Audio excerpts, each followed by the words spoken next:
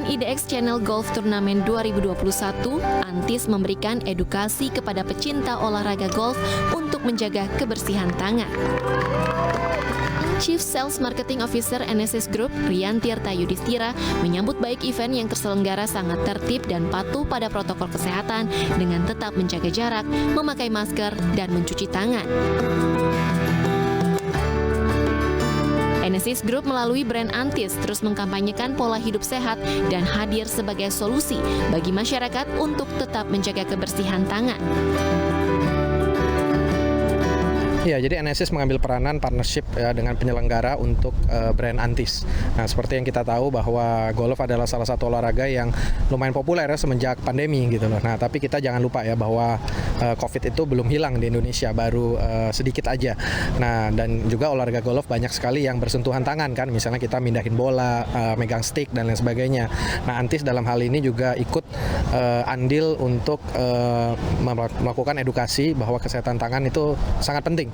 Terutama untuk mencegah penularan virus dan bakteri seperti virus COVID. Dalam event IDX Channel Golf Turnamen 2021, dua perwakilan NSS Group mendapatkan penghargaan di kategori Best Gross Overall dan Best Net Ladies Flight. Dari Jakarta, Rizka Ayu, Guntur Zulkarnadi, iNews melaporkan. BPOM resmi menerbitkan izin penggunaan darurat bagi vaksin Sinovac untuk disuntikan ke anak usia 6 hingga 11 tahun. Pemerintah kini sedang menyiapkan panduan untuk vaksin anak. Izin pemberian vaksinasi ini menyusul setelah evaluasi penggunaan vaksin untuk kelompok usia 12 hingga 17 tahun. Vaksinasi anak menjadi penting karena pembelajaran tatap muka sudah dimulai. Vaksinasi menjadi salah satu syarat pelaksanaan pembelajaran tatap muka di Indonesia. Sementara untuk anak di bawah 6 tahun masih dalam tahap menghimpun data-data. Kami dapat menyampaikan pengumuman untuk telah diterbitkannya izin penggunaan vaksin COVID-19 dari vaksin Sinovac, CoronaVac, dan vaksin COVID-19 dari Bio Farma untuk anak usia 6 sampai dengan 11 tahun. Jadi ini menyusul pada izin penggunaan sebelumnya, yaitu 12 sampai 17 tahun. Jadi sekarang penggunaan dari vaksin Sinovac bisa digunakan untuk vaksinasi anak untuk usia 6 sampai dengan 17 tahun. Selengkapnya terkait aturan vaksin untuk anak usia 6 hingga 11 tahun, sudah bergabung bersama kami juru bicara vaksinasi COVID-19 Kemenkes Siti Nadia Tarmizi. Selamat sore Bu Nadia. Selamat sore. Baik Bu Nadia, vaksinasi anak usia 6-11 tahun kapan tepatnya bisa mulai dilaksanakan? Ya, baik Mbak Stefani. Jadi kita menyambut baik ya tentunya dengan adanya informasi dari Badan POM yang telah mengeluarkan izin penggunaan darurat untuk pemberian vaksinasi pada anak usia 6 sampai 11 tahun. Ini artinya usia 6 sampai 11 tahun saat ini sudah dapat kesempatan untuk diberikan proteksi tambahan dengan adanya vaksinasi COVID-19. Nah, langkah selanjutnya tentunya kita akan kemudian berkoordinasi dan selanjutnya menunggu rekomendasi dari ITAGI dan Ikatan Dokter Anak Indonesia bersama juga dengan organisasi profesi lainnya dalam rangka penyusunan petunjuk teknis pelaksanaan vaksinasi pada anak usia 6 sampai 11 tahun. Kalau kita lihat anak usia 6 sampai 11 tahun ini tentunya agak berbeda dengan usia 12 sampai 17 tahun yang sudah remaja tadi. Nah, tentunya hal-hal yang harus kita siapkan seperti misalnya screening ya, seperti apa anak yang bisa mendapatkan vaksinasi, anak yang harus ditunda atau yang memang tidak boleh mendapatkan vaksinasi. Karena sebagian besar anak pada rentang usia 6 sampai 11 tahun ini adalah anak-anak yang biasanya memiliki kelainan bawaan ya, seperti misalnya ada yang sakit leukemia, ada yang sakit kemudian gangguan imunitas, ada juga yang punya kelainan jantung bawaan, ada juga yang punya penyakit asma. Nah, ini tentunya tentunya kondisi-kondisi seperti ini harus kita siapkan ya.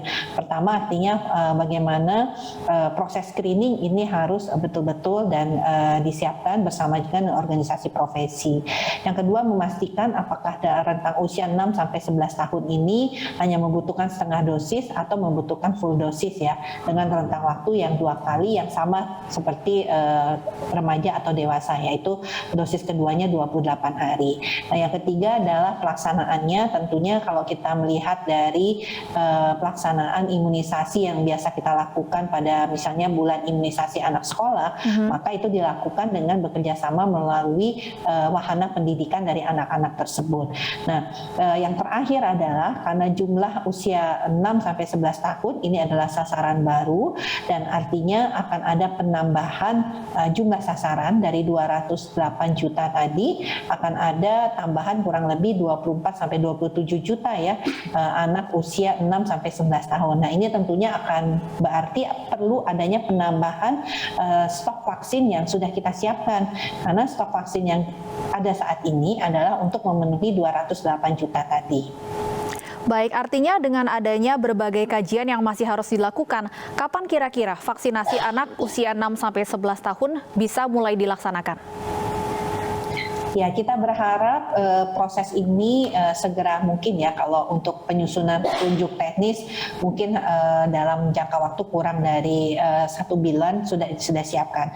Tapi tantangan yang terbesar adalah bagaimana memastikan tambahan dosis tadi. Saat ini saja kita masih memerlukan kurang lebih 40 juta dosis vaksin Sinovac untuk pemberian vaksin dosis kedua pada masyarakat yang saat ini sudah mendapatkan dosis pertama. Yang 40 juta ini kita masih bernegosiasi untuk pengirimannya ke Indonesia.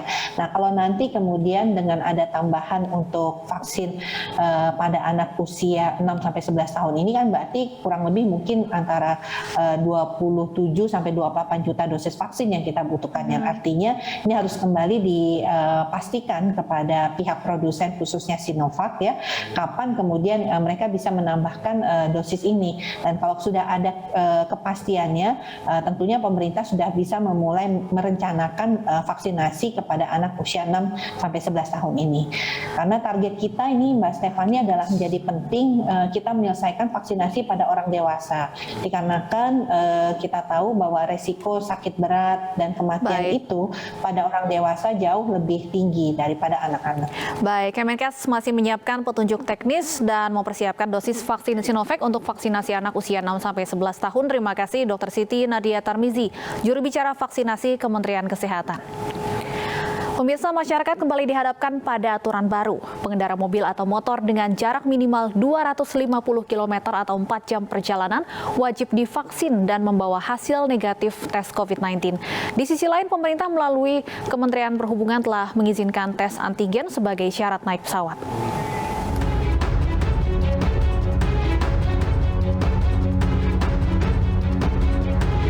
Beberapa hari terakhir, gelombang penolakan wajib tes PCR bagi penumpang pesawat di Jawa dan Bali terus datang dari berbagai pihak.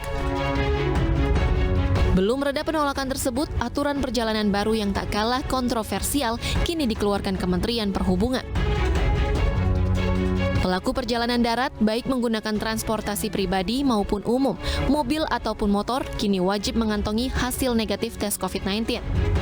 Hasil tes bisa berupa antigen maupun PCR untuk jarak perjalanan minimal 250 km atau waktu perjalanan 4 jam. Aturan ini tertuang dalam Surat Edaran Kemenhub nomor 90 tahun 2021 dan efektif mulai 27 Oktober 2021. Di sisi lain, aturan baru bagi penumpang pesawat kembali dikeluarkan pemerintah. Menko PMK Muhadjir Effendi menyebut penumpang pesawat rute Jawa dan Bali kini tak wajib melampirkan hasil tes PCR. Hasil tes antigen kembali berlaku. Yaitu untuk wilayah Jawa dan Bali, perjalanan udara tidak lagi mengharuskan menggunakan tes PCR, tetapi cukup menggunakan tes antigen. Sama dengan yang sudah diberlakukan untuk wilayah luar Jawa, non-Bali. Sesuai dengan usulan dari Bapak Mendagri. Namun pemerintah masih mewajibkan tes PCR bagi penumpang pesawat yang diberlakukan bagi calon penumpang yang belum vaksin COVID-19 2 kali. Beragam tanggapan warga terkait syarat PCR atau antigen untuk perjalanan dengan kendaraan bermotor di atas 250 km pun menjadi perhatian. Padahal baru beberapa waktu lalu pemerintah mewajibkan tes PCR bagi penumpang pesawat di area Jawa dan Bali. Berbagai desakan juga mendorong pemerintah menurunkan tarif PCR menjadi maksimal Rp275.000 di Jawa dan Bali serta Rp300.000 di luar Jawa dan Bali. Tim Liputan iNews melaporkan. Seorang anggota polisi yang bertugas di Polsek Medan Timur, Kota Medan, Sumatera Utara menjadi korban penganiayaan oleh sekelompok orang. Kami akan kembali dengan informasi selengkapnya sesaat lagi.